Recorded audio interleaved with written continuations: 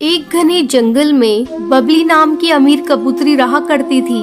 उसका एक बेटा था जिसका नाम बंटी था। बबली के घर एक काम वाली बाई थी। उसकी एक बेटी थी जिसका नाम टुनटुनी था। एक दिन टूनी अपनी बेटी टुनटुनी से कहती है, बेटी तुम यहीं घर पर खेलना, मैं बबली मैम साहब के घर काम करके आती हूँ। ठीक है माँ, तुम जाओ। जब टूनी बबली के घर पहुँचती है, टूनी ये लो पैसे और बाजार जाकर कुछ फ्रूट लेकर आओ। ठीक है मालकिन, मैं अभी लेकर आती हूँ। टूनी बाजार से फ्रूट खरीद कर लाती है। तब बबली कहती है, अरे टूनी, तुमने फ्रूट यहाँ क्यों रख दिए? जाओ जाकर इन्हें टोकरी में रख दो। ठीक है मालकिन, अभी रख देती हूँ। थोड़ी देर बाद, मालकिन मैंने घर का सारा काम कर दिया है, क्या मैं अब घर जा सकती हूँ? मेरी बेटी घर पर भूखी है, मेरा इंतजार कर रही होगी। नहीं टूनी, तुझे अभी नहीं जाना। तू देख नहीं रही है, मेरे बेटे को भी भूख लग रही है। चल पहले टोकरी से फल निकाल कर काट दे। ठीक है मालकिन, मैं अभी काट कर देती हूँ। टूनी फल काट कर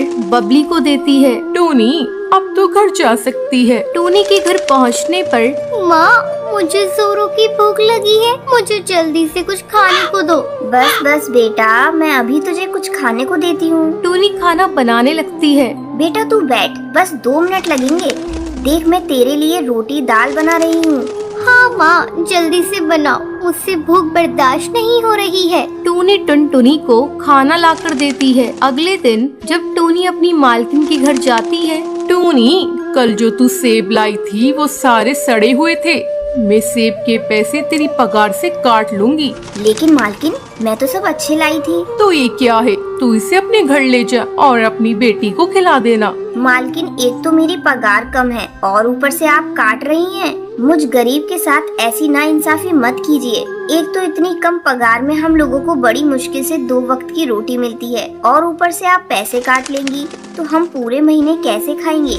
टूनी, पैसे कमाने पड़ते हैं, पेड़ पर नहीं लगते हैं। इन्हें कमाने के लिए दिन भर मेहनत करनी पड़ती है। तभी बबली का बेटा बंटी वहाँ आता है। माँ, आज मैं पिज्जा खाऊंगा, मेरे लिए पिज्जा ऑर्डर कर दो। ठीक है बेटा, मैं अभी ऑर्डर कर देती हूँ। मालकिन, बच्चों को घर का बना खाना खिलाया करें, भारी खाना बच्चों की सेहत के लिए अच्छा नहीं होता है।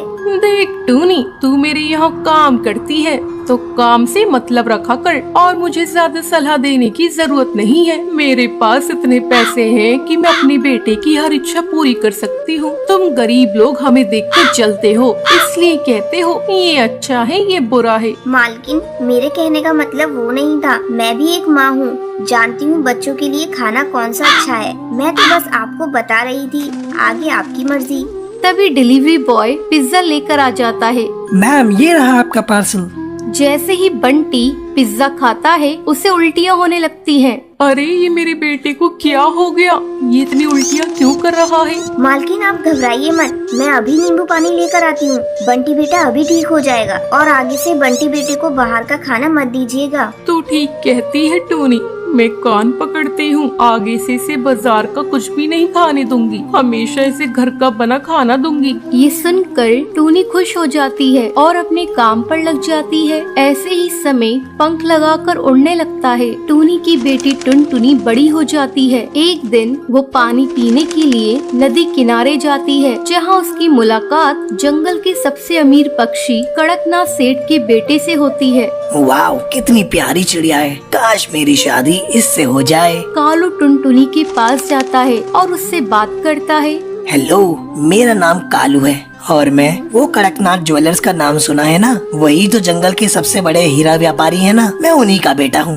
ओके, तो बताइए मैं आपकी कैसे मदद कर सकती हूँ? मुझे तुम बहुत अच्छी लगी हो।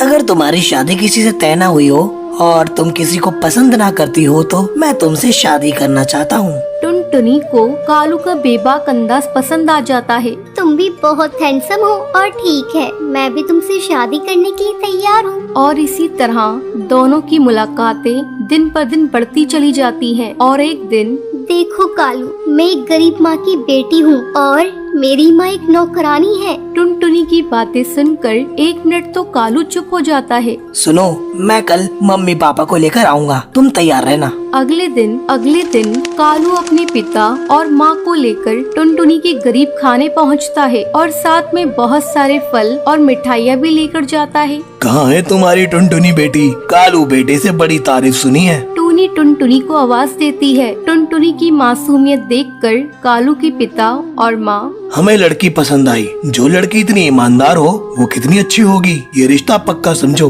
और ये लो नए घोंसले की चाबी, अब आप लोग वहीं रहेंगे। और फिर टूनी और टुनटुनी खुशी खुशी अपनी बाकी जिंदगी